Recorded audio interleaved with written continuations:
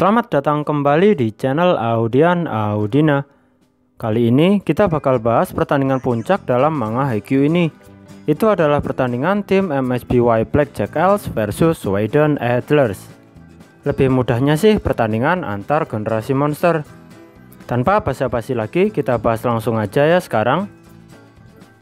Seperti yang sudah kalian ketahui sendiri, pertandingan ini terjadi setelah kepulangan Hinata dari Brazil, yang mana selama 2 tahun dia di Brazil untuk berlatih voli pantai. Setelah kembalinya ke Jepang itu, Hinata mengikuti trial tim MSBY Blackjack Elves, dan dia pun berhasil lolos tentunya. Dengan begitu, sekarang dia memulai karir kembali ke voli indoor, bukan voli pantai lagi. Tak lama setelah itu, Liga Voli Utama Jepang dimulai. Dan pertandingan yang disuguhkan adalah super big match antara juara bertahan Pangeran Adlers melawan Blackjack Elves. Kita bahas detailnya satu persatu ya sekarang. Yang pertama adalah tentang monster yang sesungguhnya. Sebelum saya jelaskan siapa monster itu di sini, apakah kalian bisa menebaknya? Saya berikan sedikit clue-nya ya. Orang ini memiliki pencapaian yang begitu luar biasa. Bahkan Hinata dan Kageyama nggak akan bisa memiliki apa yang orang ini capai. Orang ini mampu menang di antara banyaknya karakter yang ada dalam manga Haikyuu ini. Tanpa berbasa-basi lagi, tahukah kalian dia siapa? Monster yang sebenarnya di sini itu adalah Tanaka Ryunosuke. Hanya dia dan cuman dialah satu-satunya orang yang bisa merebut hati Shimizu Kyoko tercinta. Bukan orang-orang keren semacam Oikawa, Atsumu, atau yang lainnya.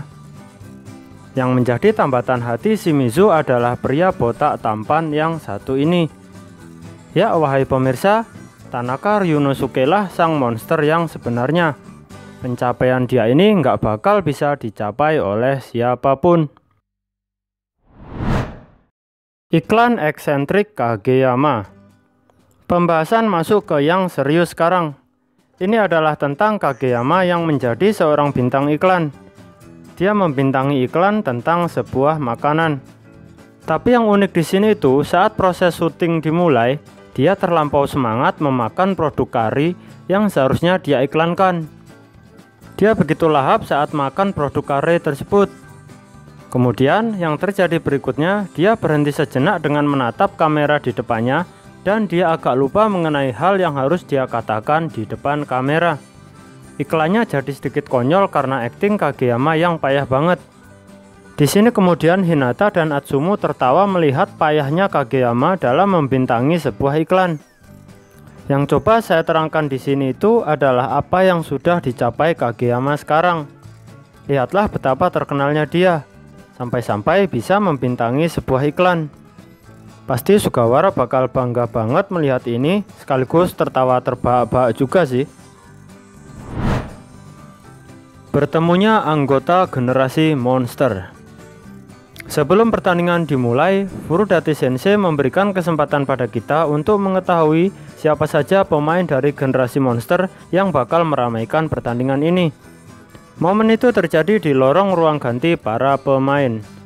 Hinata yang hendak melakukan tradisi uniknya sebelum bertanding, yaitu pergi buang air kecil, tiba-tiba saja dia disapa oleh Kageyama. Saat keduanya ini asik mengobrol dan bercanda, mulai berurutan keluar anggota generasi monster yang lainnya. Diawali dari Atsumu, lalu Bokuto juga muncul dengan keahliannya untuk meramaikan suasana. Lanjut Ushiwaka juga muncul dengan wibawa keseriusannya. Berikutnya dengan ciri khas teriakan yang begitu lantang, Hoshiumi Korai juga menunjukkan dirinya.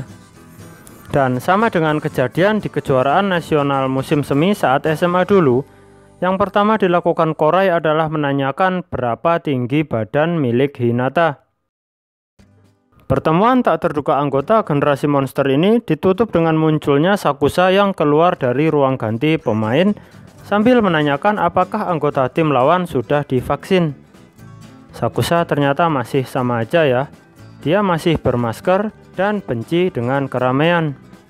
Jadi 7 orang inilah yang merupakan bagian dari generasi monster yang bakal meramaikan pertandingan besar ini.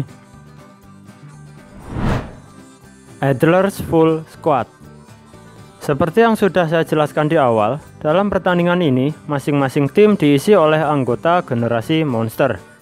Dalam Adlers, nama-nama yang tidak asing adalah Kageyama, Ushiwaka, dan Korai. Untuk anggota sisa lainnya ada Heiwajima Toshiro yang merupakan libero mereka. Lalu ada Hirugami Fukuro yang merupakan middle blocker sekaligus kapten tim. Dia ini kakak Hirugami Sachiro dari Kamomedai dulu. Kebetulan memang keluarga Hirugami ini merupakan keluarga voli. Lanjut ada Nicolas Romero. Dia adalah ace kelas dunia, pemain yang berasal dari negara Brazil dan merupakan pemain yang sudah sering memperkuat timnas voli Brazil. Kemampuan dia ini nanti benar-benar luar biasa saat lawan Blackjack Els. Oh ya, Romero ini berposisi sebagai seorang outside hitter. Berikutnya di posisi middle blocker lagi ada pemain bernama Sokolov Tatsuto. Untuk sekarang belum ada detail dia ini orang Jepang atau luar, karena kalau dilihat dari namanya sih kayak orang dari daerah Eropa. Dan inilah tadi full squad dari tim juara bertahan V-League yaitu Sweden Adlers. Blackjack Els full squad. Untuk MSBY Blackjack Els ini sudah diperkenalkan sebelumnya bahwa ada Hinata, Atsumu, Bokuto, dan Sakusa dalam tim ini. Masih ada sisa 4 pemain lagi. Yang pertama adalah kapten sekaligus middle blocker mereka yaitu Meian Sugo. Merupakan pemain yang berkemampuan tinggi dan jam terbangnya sudah begitu banyak. Kemudian di posisi middle blocker lagi ada Adriah Thomas. Ini cukup menarik karena nggak ada detail dia ini bernegara mana. Tapi saat berbicara dengan Hinata, dia ini menggunakan bahasa Inggris. Di posisi libero ada Inunaki Shion. Dia ini libero tapi tingginya 174 cm. Lebih tinggi 2 cm dari Hinata. Yang terakhir ada Oliver Barnes yang merupakan pemain dengan tinggi 2 meter yang memiliki kemampuan spike begitu mengerikan.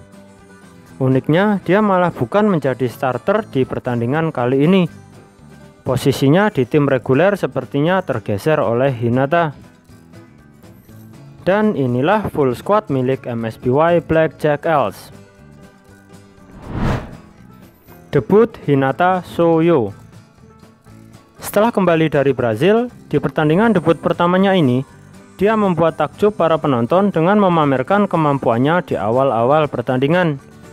Yang bisa kita soroti adalah penerimaannya yang begitu baik di awal pertandingan saat menerima pukulan servis yang begitu keras dari Kageyama.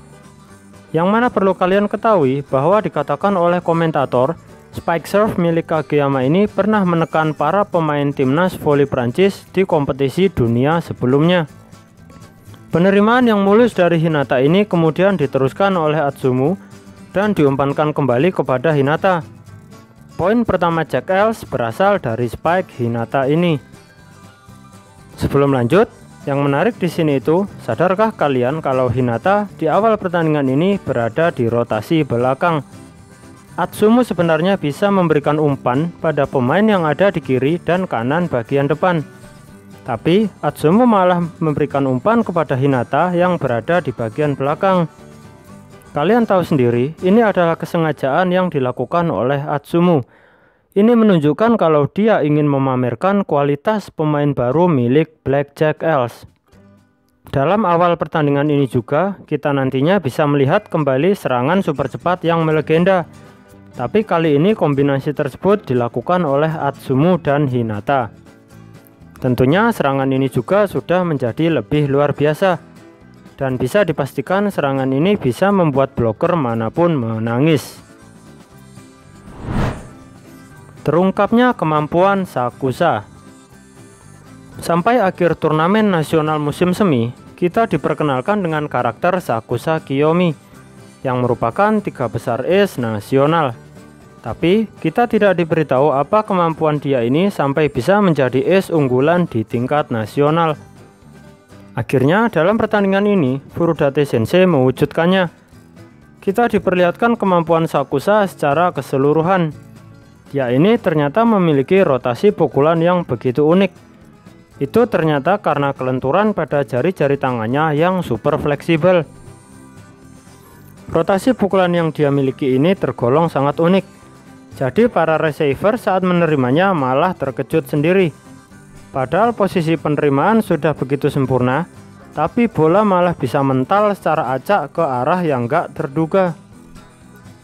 Hal itu juga berlaku buat blok. Pukulan Sakusa ini malah saat membentur blok bisa otomatis block out. Rotasi pukulan Sakusa ini dikatakan jauh lebih sulit diatasi daripada rotasi pukulan kidal milik Ushiwaka. Dan salah satu kelebihan Sakusa lagi adalah penerimaannya. Dia ini ternyata memiliki kemampuan penerimaan yang begitu bagus. Spike brutal Ushiwaka. Kita sebenarnya sudah tahu sejak SMA kalau kekuatan pukulan Ushiwaka begitu brutal dan sangat intens. Hal itu sudah pasti menyulitkan blocker dan para receiver lawannya. Hal ini terulang dalam pertandingan besar ini. Bahkan libero tim sekelas Blackjack Elves bisa diempaskan dengan pukulan kidal milik Ushiwaka ini. Tidak berhenti di situ saja, selain libero Blackjack Elves, Hinata, Sakusa, dan bahkan Atsumu juga merasakan kengerian saat menerima pukulan yang begitu keras dari Ushiwaka. Kemampuan Ushiwaka yang sekarang sudah lebih meningkat. Dia yang sekarang menambahkan ayunan ke dalam pukulannya. Jadi tangannya seakan-akan memutar sebelum memukul. Level kekuatan Ushiwaka ini sudah di-upgrade. Tapi tenang saja, karakter utama kita juga nggak kalah hebat kok. Nanti bakal ada momen Hinata mampu menerima spike yang begitu keras dari Ushiwaka. Bahkan itu dilakukan Hinata 2 kali berturut-turut. Aksi ajaib Hinata. Selama 2 tahun di Brazil untuk berlatih voli pantai, akhirnya Hinata sekarang sudah menjadi pemain yang serba bisa. Dan dia menunjukkan hasil latihannya tersebut dalam pertandingan melawan Adlers ini. Dalam segi teknik dasar, tepatnya receive, Hinata sekarang sudah lebih mudah menerima servis super keras milik Kageyama Tobio. Dan lompatan Hinata yang sekarang sudah lebih tinggi dan lebih cepat dalam mencapai titik tertinggi pukulan spike-nya. Itu bisa terjadi karena dia sudah terbiasa bermain di pasir yang gak stabil. Jadi saat kembali bermain di voli indoor, hentakan kaki Hinata jadi lebih kuat. Belum lagi keseimbangan tubuh Hinata yang sekarang semakin gak masuk akal. Hinata ini bisa menggerakkan tubuhnya sesuai keinginannya. Ini sebenarnya juga sudah dia miliki semenjak SMA sih. Lalu berikutnya keahlian Hinata dalam melakukan digging.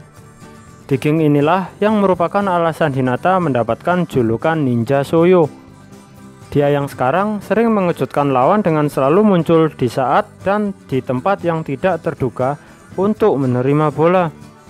Inilah yang membuat lawan syok. Kan dia tadi di sana, kok tiba-tiba sekarang dia bisa di sini. Lalu kita juga bakal melihat aksi Hinata dalam melakukan servis yang begitu keras, lalu memberikan toss. Dan bahkan sekarang Hinata mampu menggunakan teknik block out dengan sesuka hatinya. Belum lagi kalian nanti juga bakal dikejutkan dengan spike tangan kiri milik Hinata. Blok Hinata juga kian membaik. Udah nggak sembrono lagi kayak masih SMA dulu. Puncak dari pertunjukan skill Hinata menurut saya paling epic nanti saat dia bisa menerima pukulan keras dari Ushiwaka sebanyak 2 kali berturut-turut. Ini bakal heboh banget dah. Masa lalu Kageyama. Selama ini kita tahu kalau Kageyama selalu berusaha untuk menjadi yang terbaik. Tapi sebenarnya bukan itu tujuan utama Kageyama dalam bermain voli. Akhirnya motivasi utama Kageyama bermain voli terkuak setelah masa lalunya terungkap. Ternyata Kageyama dari kecil sudah begitu terbiasa dengan olahraga voli ini. Kakeknya sendiri merupakan pelatih tim voli di lingkungan sekitar rumahnya. Begitu juga dengan kakak perempuan Kageyama. Dari kecil juga sudah bermain voli. Sayangnya, kakak perempuan Kageyama ini memutuskan berhenti bermain voli saat SMA. Setelah itu, kakek Kageyama terus melatih Kageyama yang masih kecil. hingga akhirnya datang momen di mana kakeknya menanyakan dia ini ingin bermain di posisi apa. Disinilah Kageyama berkeinginan bermain di posisi yang paling sering memegang bola. Dari sinilah kita sadar kalau dia bermain voli itu karena menurutnya sangat menyenangkan bisa terus-menerus bermain dengan bola. Dia hanya berharap agar bisa bermain voli lebih lama dalam suatu pertandingan. Nah, disinilah kakeknya mengajarkan pada dia kalau syarat untuk bisa bermain lebih lama dalam sebuah pertandingan itu, kau harus memiliki kemampuan yang hebat dalam bermain voli. Dari sinilah pondasi awal motivasi Kageyama terbentuk. Dia terus berusaha menjadi kuat karena itulah yang harus ia lakukan agar dia bisa terus bermain dalam sebuah pertandingan.